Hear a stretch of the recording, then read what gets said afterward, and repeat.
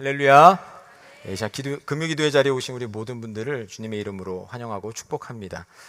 여러분, 우리나라에서 절대로 건드려서는 안 되는 두 분이 있습니다. 그분이 누구냐면 첫 번째는 세종대왕입니다. 그 누구도 세종대왕에 대해서는요 뭐라고 말할 수 없어요. 그리고 또 한 분은 누구겠어요? 그 역시 공감하시네요. 네, 이순신 장군입니다. 많은 어록을 남기시고 우리나라를 위해서 목숨을 바치셨던, 그리고 많은 승리를 거두셨던, 우리나라를 구했던 이순신 장군, 이 두 분만큼은 우리가 건드려서도 안 되고 건드릴 수도 없습니다.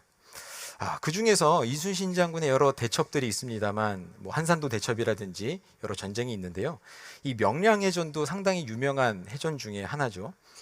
어떤 말씀을 남겼냐면, 왕에게 고할 때 전하 신에게는 아직 12척의 배가 남아 있습니다. 수백 척의 군사가 다가옴에도 불구하고 자신이 아직 희망의 끈을 놓지 않았다고 이야기합니다.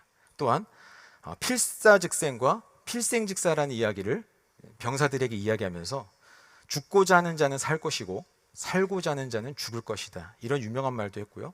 또 하나, 또 아시는 분도 계시고 잘 모르시는 분들도 계시는데요, 많은 군사들 앞에서 이렇게 이야기했죠. 한 사람이 골목을 지키면 능히 1000명의 군사도 막아낼 수가 있다. 그 마음을 가지고 지켰던 자리가 명량입니다. 이 명량은 전남 해남에 위치한 이제 울돌목이죠. 명량해협이라고도 이야기하는데, 물살이 거세기가 거의 우리나라에서 둘째가라면 서러울 정도로 물살이 아주 거센 곳입니다. 이곳에서, 이 명량에서 이 유명한 이순신 장군이 전투에서 승리를 했던 명량 전투입니다. 흔히 여러분들 학교 다니실 때 배우셨죠? 몇 대 몇으로 싸웠다고 배우셨습니까? 13대 133 정도로 싸워서 이겼다. 12척, 13척 가지고 이야기가 많은데요, 전투에 나갔던 것은 13척이고 왕에게 상소를 올릴 때는 그땐 12척밖에 없었습니다. 나중에 이제 한 대를 겨우겨우 구해서 13척을 가지고 133척의 일본의 왜군들과 수군들과 맞서서 싸워서 이겼던 대첩으로 알려져 있는데, 사실 여러분 이 숫자가 좀 잘못됐다는 거 알고 계십니까? 13대 133이 아니라고 많은 학계에서 이야기를 하고 있습니다. 오늘 그 이야기를 조금 먼저 하려고 하는데요, 이 명량해전의 중요한 키포인트는 뭐냐면 순류이냐 아니면 역류이냐, 여기에 있습니다. 이 남해를 거쳐서 서해를 통해 가지고 일본의 왜군들이 군량과 함께 군사들이 한양으로 들어가야 되는데, 최단 기간에 빠른 시간 안에 한양으로 들어가야 되거든요. 그 길 중에 하나가 바로 오늘 우리가 알고 있는 이 명량이라는 곳, 울돌목이라는 곳을 지나가야만 합니다. 그런데 시간에 따라서 순류가 있기도 하고 역류가 있기도 합니다. 일본군으로 봤을 때는 순류일 때 빨리 지나서 서해안으로 진격을 해야 되는데, 이순신 장군이 이렇게 이야기를 하는 거죠. 이곳만 우리가 지킬 수 있으면 능히 우리가 일본군을 막아낼 수 있다, 이렇게 이야기를 하게 되는 겁니다. 이런 상황에서 이순신 장군이 총 13척의 이제 판옥선, 대장선을 포함해서 13척의 배를 이끌고 이 명량 해협으로 나아가게 되는데, 문제는 뭐냐면 이 13척에 함께 타고 있는 모든 장수들과 병사들이 얼마나 그 마음 가운데 긴장을 하고 있겠습니까? 133척이라는 어마무시한 일본의 수군들이 지금 다가오고 있는 상황 가운데 있습니다. 우리에게는 고작 13척밖에 없습니다. 10대 1을 거의 그 정도는 이길 수 없는 상황 가운데 있죠. 그런데다가 한 척이 이미 뒤쳐져서 후진을 하기 시작합니다. 대장선이 앞에 가고 있는데 한 척은 이미 꽁무니를 빼고 도망가기 시작하고요. 그러다 보니까 나머지 11척은 가지도 못하고 뒤로 가지도 못하고 우물쭈물하면서 그 자리만 지키고 있습니다. 이순신 장군이 대장선에서 깃발을 올리고 독려하기 시작합니다. 앞으로 나가서 그 길목을 막아야 된다고 이야기합니다. 그러나 그 어느 장수들도 11척의 배는요 나가지 못하고 뒤로 가지 못하고 자리만 지키고 있어요. 학계로 보면 오전 6시부터 전투가 벌어졌다고 이야기하기도 하고 오전 8시부터 전투가 벌어지고 있기도 하는데, 문제는 뭐냐면요, 이 오전 시간에 일본군의 입장에서 보면 순류가 흐르는 시간입니다. 조선 수군의 입장으로 보면 역류가 되는 거죠. 여러분 운동을 해보신 분들 아시겠지만 이 역풍이라는 것을 마주하면서 뭔가 운동 경기를 치르는 것이 어렵잖아요. 이 싸우는 것도 마찬가지입니다. 화살을 쏘거나 그래도 이 순류가 불어야 이쪽에서부터 상대편으로 화살이 잘 날아가지, 화공을 했을 때도 마찬가지고, 역류가 불게 되면 우리의 공격이 오히려 우리에게 나올 수도 있기 때문에 역류라는 자체가 굉장히 힘든 겁니다. 근데 이 울돌목이라는 자체가 순류와 역류가 만나게 되면서 물살도 거세고 힘든 상황 가운데 전투가 치러지게 되는데요. 문제는 무엇인가 하면 다른 11척의 배, 이미 한 척은 꽁무니를 뺐고 이 11척의 배와 이순신의 대장선이 앞에 나가서 그 길목을 딱 막고 있어야 되는데 이순신 장군의 배는 울돌목의 한 중앙에 딱 자리를 잡고 있는데 11척의 배는 더 이상 올라오지 않는 겁니다. 일본의 배 133척은 계속해서 이순신 장군의 배를 향해서 진격하고 있습니다. 전투가 벌어집니다. 일본의 수많은 배들이 대장선인 이순신 장군의 배를 에워싸고 계속해서 판옥선에 오르려고 애쓰고 계속해서 전투가 벌어지고 있습니다. 이순신 장군의 배 한 척만이 그 자리를 지키면서 몇 시간 동안을 버티고 있었습니다. 그 시간을 버티다가 한 2척 정도가 이제는 이순신 장군의 싸우는 모습을 보고 야, 이래서는 안 되겠다, 이런 마음을 가지고 2척의 배가 이순신 장군의 배에 합류하게 됩니다. 그러니까 133척 대 3척의 배가 된 거죠. 이렇게 해서 정오가 되었을 때 드디어 물의 흐름이 바뀌기 시작합니다. 일본 수군의 입장에서는 역류가 되고 조선 수군의 입장에서는 순류가 되는 겁니다. 그러니까 한 4시간 혹은 6시간 동안에 버티고 이순신 장군의 대장선이 버티면서 일본의 배들을 격파하지 않았겠어요? 그 격파했던 그 배의 잔재들이 이게 조선 수군의 방향으로 보면 순류가 되니까 이게 점점점 물이 떠내려가서 일본의 배에 부딪히기 시작합니다. 완전히 전세가 역전이 됐죠. 그러고 나니까 나머지 남아있었던 이 9척의 배가 이제 슬금슬금 전투에 합류하기 시작합니다. 그래서 총 이 12척의 배가 나중에 13척의 배가 합류하여서 133척의 이 배들을 쳐부수기 시작했고 일본의 배들은요 도망가다가 자기들끼리 부딪혀서 죽은 사람의 수도 헤아릴 수 없이 많다고 합니다. 뿐만 아니라 이 이순신 장군의 이름값도 한몫을 했겠죠. 시간이 지나면서 일본의 많은 군사들이 이순신이라는 이름을 듣고 그리고 그가 역시 몇 시간 동안에 버티는 모습을 듣고 역시 우리는 이순신에게는 안 되겠구나, 이런 마음을 가지고 전의를 상실한 채 도망가다 보니까 이 모든 배들이 갈 길을 잃게 되었더라는 겁니다. 이렇게 해서 전투의 결과가 어떻게 됐느냐, 왜군의 피해는요 총 31척의 배가 침몰됐고요 92척의 배가 난파되었고요 도도 장군이 부상을 입었고 구루시마 장군은 그 자리에서 전사를 하게 되었습니다. 어마어마한 피해를 입었죠. 자, 반대로 조선 수군의 피해는 어느 정도냐면요 11명의 전사자가 있었고 21명의 부상자만 있었습니다. 단 한 척의 배도 난파되거나 침몰되었지 않았다는 겁니다. 근데 여러분 또한 그게 있습니다. 133척 뒤에 사실 200여 척의 배가 후발대로 있어가지고 전쟁을 지원하기 위해서 뒤에 버티고 있었는데 133척이 역류함으로 인해서 내려오는 모습을 보고 이 200여 척의 배들도요 같이 꽁무니를 빼고 도망갔다는 얘기죠. 그러니까 여러분 우리가 역사 시간에 배웠던 것은 13척의 배로 133척의 배를 이겼던 명량해전이라고 우리가 배웠지만 사실은요 13척이 아닌 한 척입니다. 그리고 133척이 아니라 총 333척입니다. 이순신 장군 혼자 그 대장선 하나로 333척의 배를 맞아서 싸워서 이겼던 어마어마한 전투라고 우리는 볼 수 있겠습니다. 그래서 우리가 이 모습을 볼 때에 이순신 장군이 정말 목숨을 걸고 승부수를 던졌던 이 전투로 인하여서요 사실상 왜군의 모든 보급로가 끊기게 되고 결과적으로 우리나라가 이 정유재란 가운데 조선을 지켜낼 수가 있었습니다. 물론 이순신 장군뿐만 아니라 다른 의병이라든지 다른 수많은 장수들이 목숨을 걸고 싸웠기 때문에 우리가 나라를 지켜낼 수 있었지만 이 명량해전이야말로 아주 결정적인 전투, 이때 만약에 이순신 장군이 승부수를 던지지 않았다면 울돌목의 길물을 내어주었더라면 정말 우리나라는 어떻게 되었을지 모릅니다. 이 조선은 사라졌을지도 몰라요. 사랑하는 성도 여러분, 우리가 인생을 살아가면서 수많은 어려움과 난관은 가운데 부딪히게 됩니다. 우리도 마찬가지로 인생을 살아갈 때 많은 계획들을 세우고 계획 속에서 한 가지 이루어 나가는 그래야 되는 때가 있는 반면에 때때로는 우리 인생 가운데 승부수를 던져야 될 때도 있습니다. 이 두 가지 상황 가운데 어떻게 우리가 알맞는 삶을 살아가고 선택을 하느냐에 따라서 우리의 인생이 어떤 인생이 되느냐 결정이 된다라는 말입니다. 오늘 예수 그리스도께서 오늘 본문에서도 말씀을 하시죠. 자신의 목숨을 구원하고자 하는 자는 잃을 것이고 버리고자 하는 자는 구원을 받을 것이다. 마치 이순신 장군께서 수많은 병사들 앞에서 했던 그 이야기를 우리 제자들에게 동일한 이야기를 하고 있습니다. 목숨에 대해서 이야기를 한다는 것은 뭐냐면요, 말 그대로 승부수를 던지라는 겁니다. 목숨을 건다는 얘기는 승부를 해야 된다는 이야기를 하고 있어요.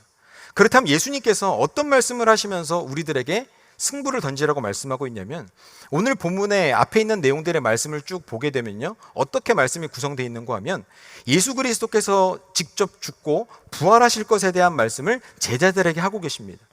그 부활에 대한 말씀을 하신 다음에 예수님께서 제자도에 대해서 말씀하세요. 우리가 잘 아는 것처럼 누구든지 나를 따라오려거든, 이 말씀을 주시면서 자기 십자가를 지고 따라오라는 말씀을 하십니다.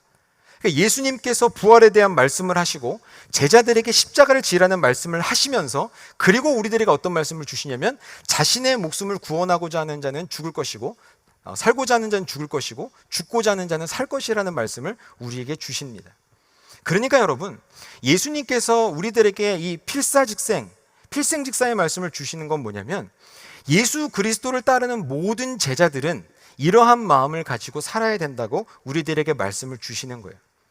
여러분, 하나님은 우리에게 분명히 평안을 주시지만, 하나님은 우리에게 육신의 편안을 주시는 것이 축복의 결론이 아니라는 사실을 기억하실 수 있기를 바랍니다. 여러분, 우리가 기도하고 하나님께 열심히 노력하고 살다 보면 하나님께서 우리들의 마음 가운데 평안을 주시고, 때로는 육신의 편안도 주시고 육신이 잘 되는 축복도 주시기는 주시지만, 우리의 육신의 편안함을 주시는 것이 하나님의 축복의 결론이 아니라는 말씀입니다.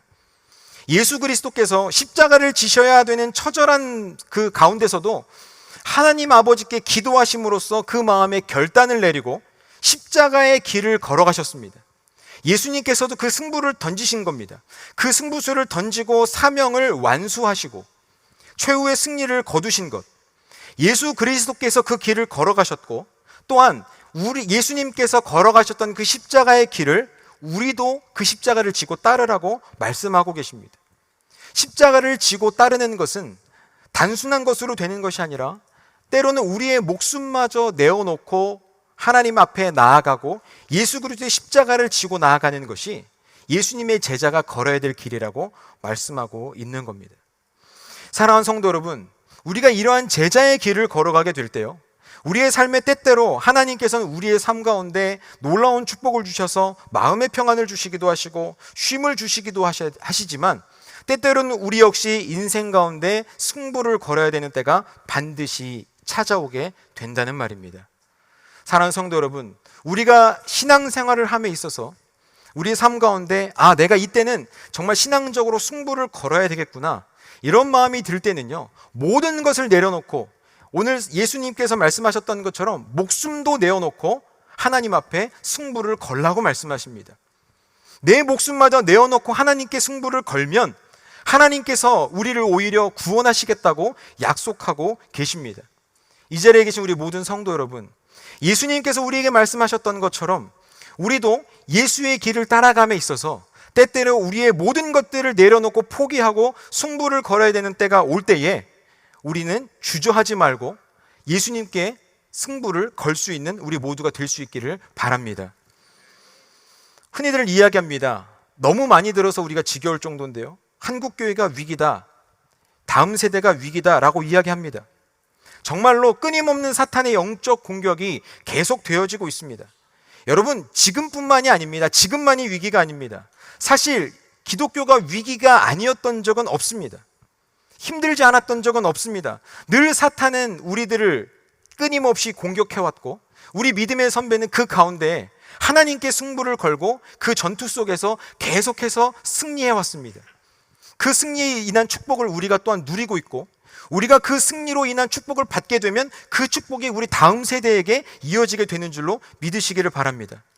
여러분, 신앙인의 삶은 끊임없는 영적 전쟁의 연속입니다. 단 한 번도 영적 전쟁이 종전된 적도 없고 휴전된 적도 없습니다. 지금도 이미 계속해서 이 영적 전쟁이 진행되어지고 있는 상황입니다. 여러분, 이런 영적 전쟁, 영적 전투 속에서 때때로는요, 장기적인 플랜이 필요할 때가 있고, 때로는요, 승부수를 던져야 될 때도 있습니다. 예를 들어서 장기적인 플랜이 필요하다고 하는 것은, 예를 들면 우리가 이제 사명 50년의 길을 바라보며 나아가고 있지 않습니까? 교회 많은 지도자들께서 앞으로 우리 교회가 나아가야 될 비전과 방향성을 제시하면서, 또한 지역 주민들을 위한 여러 가지 사역들을 바라보는 것은 우리가 앞으로 5년, 10년, 20년 뒤를 바라보면서 꿈을 꾸고 비전을 꾸고 나아가야 됩니다. 그럼 또한 반면에 마치 배수의 진을 치듯이 승부수를 던져야 되는 사역들도 있습니다. 저는 오늘 우리 아이들과 함께, 우리 친구들과 함께 예배를 드렸지만, 우리가 마주하고 있는 이 여름 사역, 우리 다음 세대를 위한 이 여름 사역, 겨울 사역들이 이에 속한다고 저는 생각을 합니다. 이 여름 사역을 우리가 마주할 때 작년에도 했고 지난번에도 했고 올해도 하고 내년에도 하겠죠? 내후년도 할 겁니다. 10년 뒤에도 할지 모릅니다. 앞으로 계속되어지는 미래를 바라보며 하는 것이 아니라 이번 여름 사역 가운데는요, 우리가 승부를 내야 되는 겁니다. 승부수를 던져야 되는 상황이 우리 눈앞에 놓여져 있습니다. 이 자리에 있는 우리 성도 여러분, 우리가 과연 승부수를 던질 때 어떠한 모습으로 던져야 되는가? 첫 번째 기억할 것은 무엇이냐면요, 나를 버리고 온전히 쏟아야 된다는 사실입니다. 여러분 기억하십시오. 우리가 승부수를 던질 때는요, 나는 버리고 온전히 모든 것을 쏟아야만 가능합니다. 앞서 제가 명량해전에 대해서 간단하게 좀 장황하게 설명을 좀 드렸는데요, 명량해전을 공부해 보신 분들은 아시겠지만 일반적인 이순신 장군의 전투와 이 명량해전의 전투는 완전히 다릅니다. 평소 스타일하고 다르다는 거예요. 이순신 장군의 평소 스타일은 뭐냐면요, 철저하게 모든 것들을 다 준비하고 한치의 어긋남도 없이 완벽한 승리를 거두는 것이 이순신 장군의 스타일입니다. 그래서 단 한 번의 전투도 패한 적이 없는 이유가 왜 그렇습니까? 지는 싸움을 하지 않았기 때문에 그래요.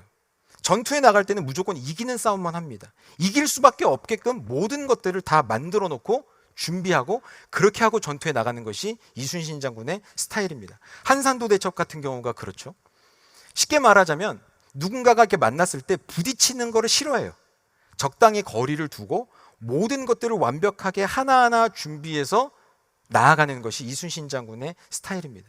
하지만 이 명량해전은 어떻습니까? 대장선이면요, 주위에 대장선을 보호하는 배들이 충분히 있어야 되는데 그 배들도 없을 뿐만 아니라 자신의 배 대장선 하나만 가지고 133척의 공격을 혼자 막아냈어요. 원래 그런 거를 좋아하는 스타일이 아니거든요. 막 치고받고 하는 거 좋아하는 스타일이 아니거든요. 그럼에도 불구하고 그 자리를 지켜야만 조선을 지킬 수 있다는 마음 때문에 승부수를 던질 때 자신이 지금까지 해왔던 모든 스타일들을 내려놓고 여러 가지 생각하지도 못했던 변수들이 발생했음에도 불구하고 그 자리를 지켜냈다는 거예요. 자신의 모든 스타일들을 버리고 홀로 모든 적군을 맞아냈던 것처럼요, 여러분 때로는 승부수를 던질 때 내가 지금까지 해왔던 것, 나의 스타일, 내 생각, 이 모든 것들을 내려놓고 올인해야만 합니다. 그것이 진짜 승부를 던지는 겁니다.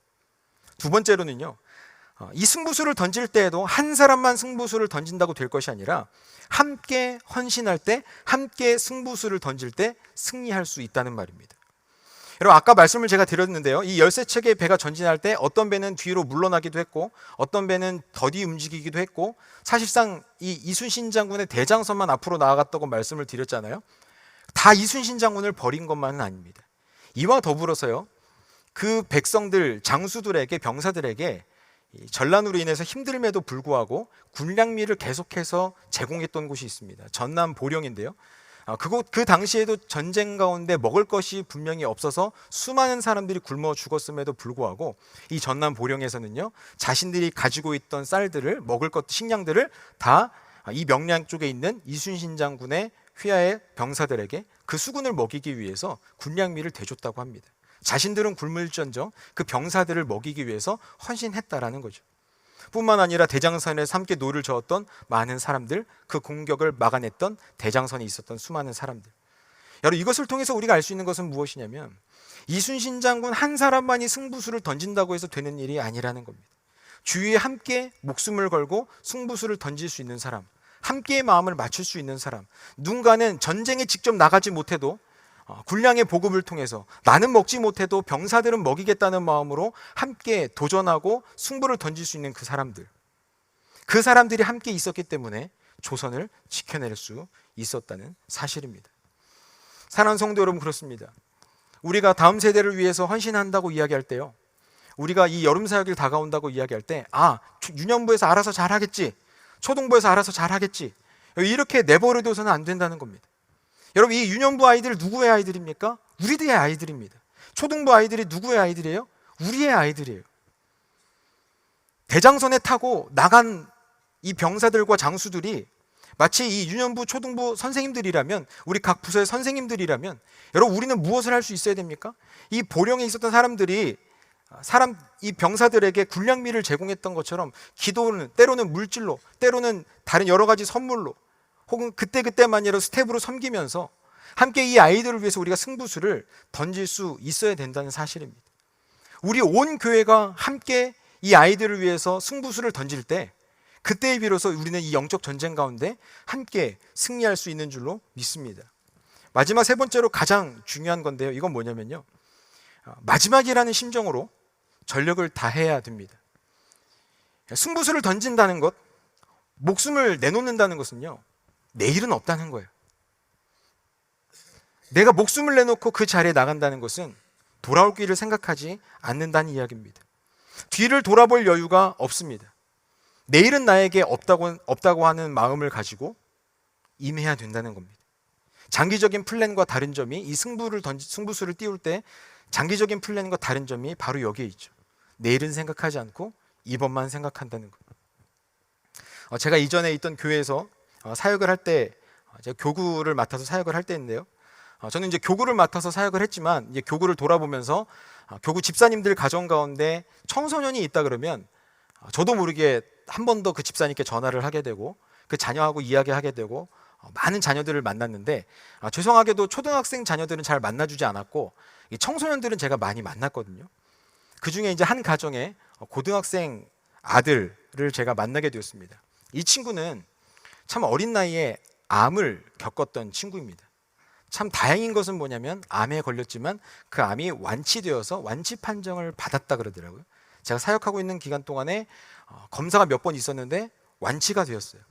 완치가 되었다는 판정을 듣고 제가 만나서 그 친구하고 같이 삼겹살도 먹으러 가고 같이 만나서 차도 마시고 하면서 시간들을 보냈습니다. 근데 그 친구가, 참 아픈 친구들이 대체적으로 또 착해요.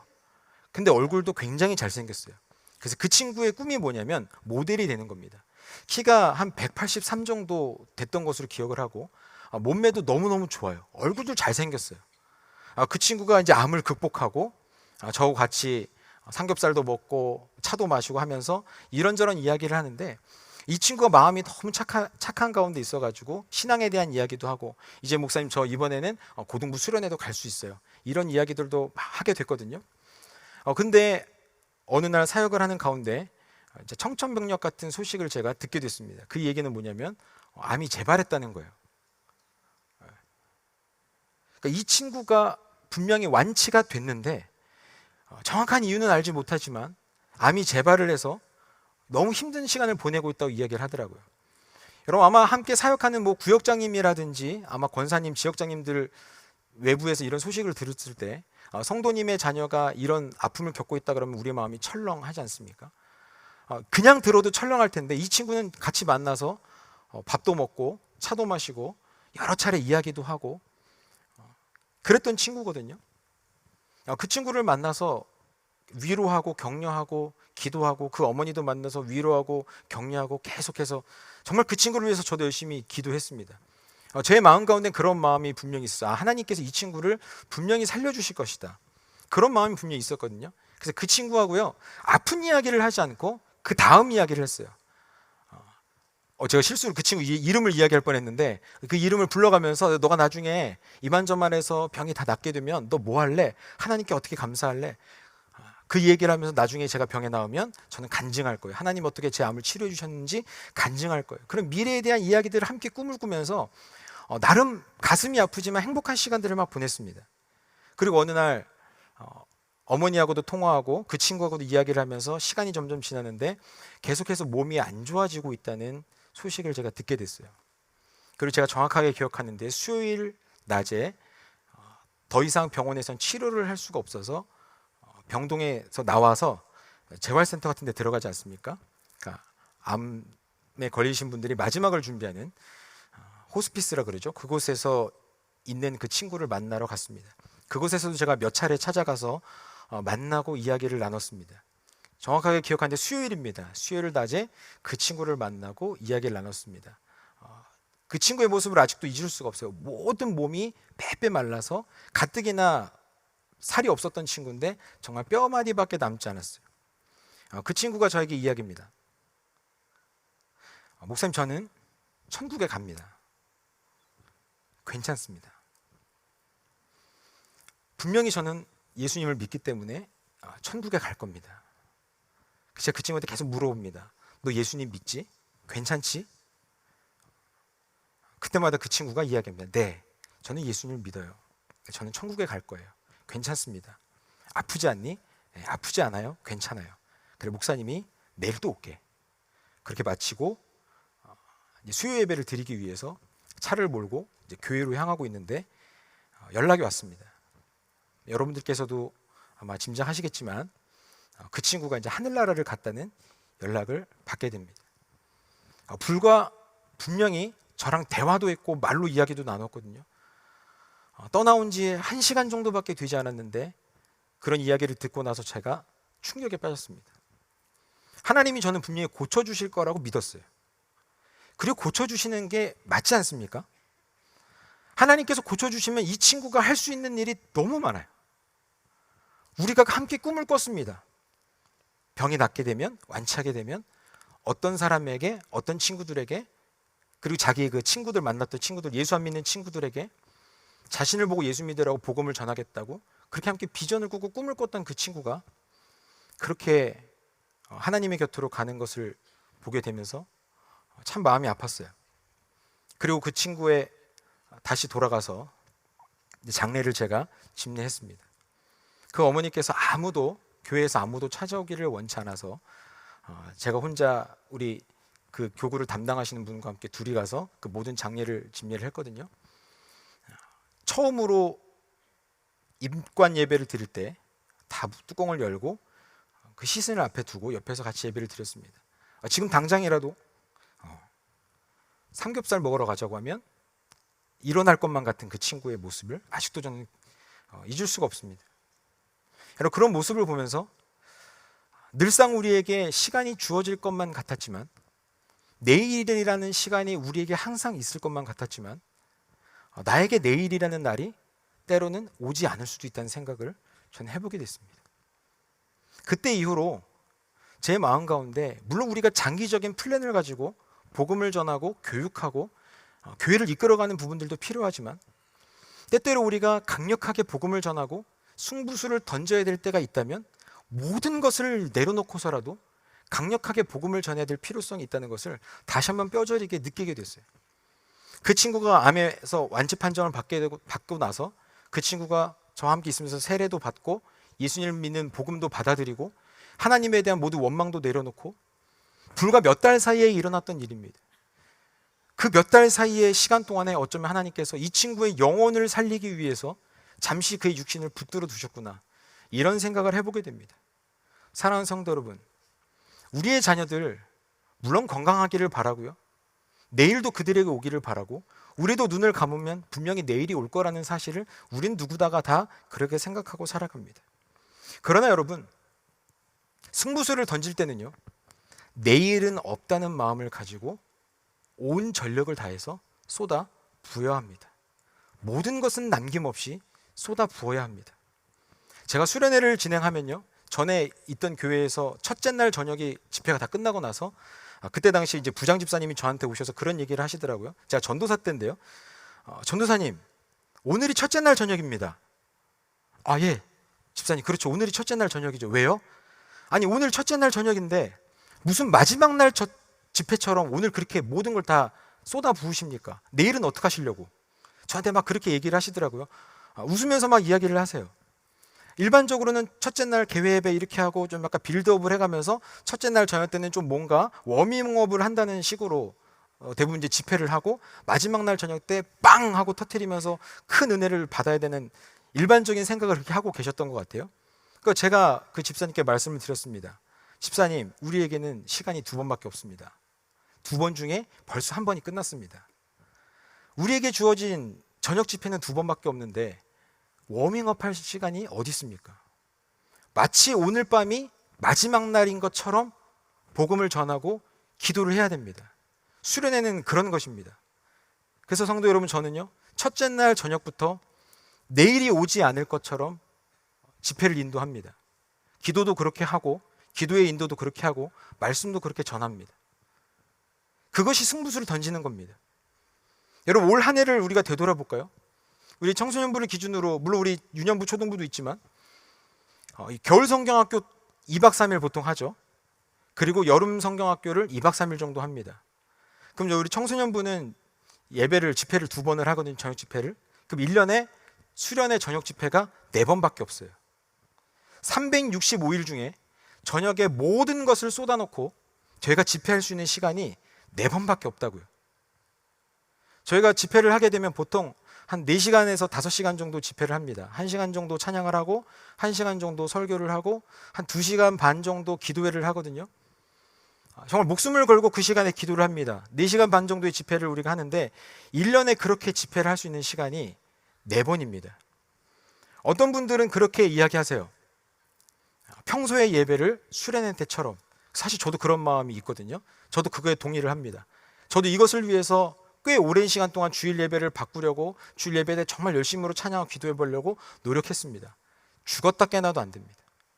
저도 수도 없는 시간 동안에 주일 예배를 드렸지만 수련회 같이 주일 예배를 드리는 것은 절대 불가합니다. 하나님이 불가능해서가 아니고요, 우리가 불가능해서 그렇습니다. 여러분, 주일 예배 5시간씩 드리는 교회가 요즘에 어디 있습니까? 50분만 드려도 힘들다고 이야기하는데. 그래서 여러분, 저는요, 주일 예배도 물론 중요하지만 1년간의 계획을 가지고 우리가 말씀을 전하고 우리가 행사를 해야 되지만, 정말 이 수련회 때 이 4시간 반 정도의 시간은 누구에게도 빼앗길 수 없는 소중한 시간이고 승부를 걸어야 된다는 생각을 가지고 전 첫째 날부터 모든 것을 올인합니다. 마치 다음 날은 오지 않을 것처럼. 여러분, 승부를 던진다는 것은 그것입니다.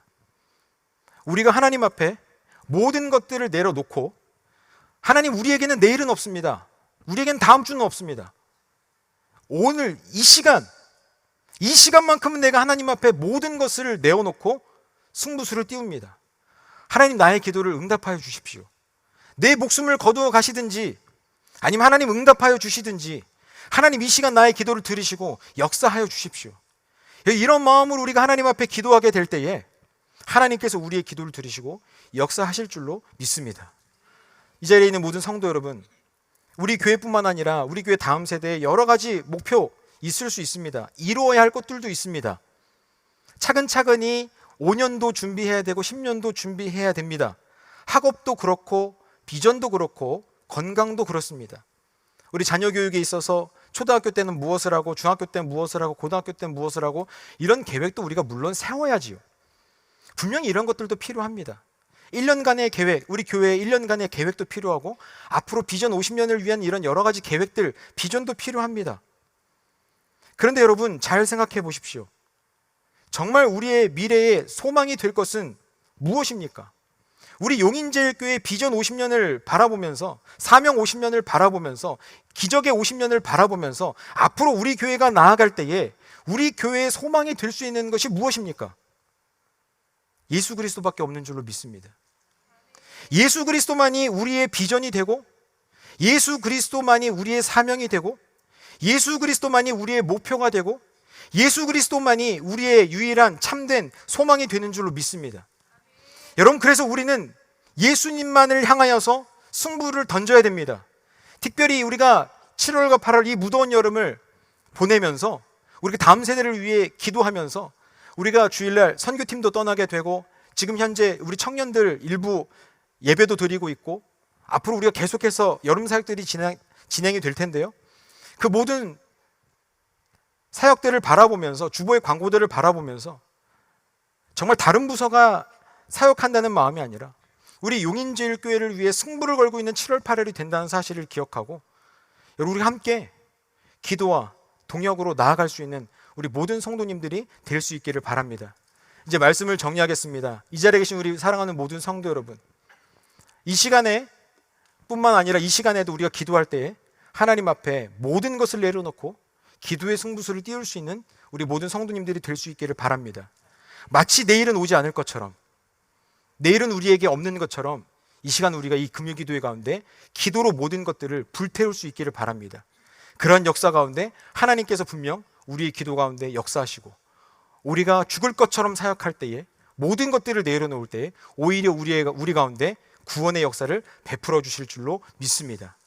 그런 사역을 통해서 우리의 소망 되신 예수님이 우리 다음 세대의 소망이 되고, 우리 용인제일교회의 소망이 되는 놀라운 역사가 우리 모든 교회 가운데 일어날 수 있기를 주님의 이름으로 축원합니다. 아멘.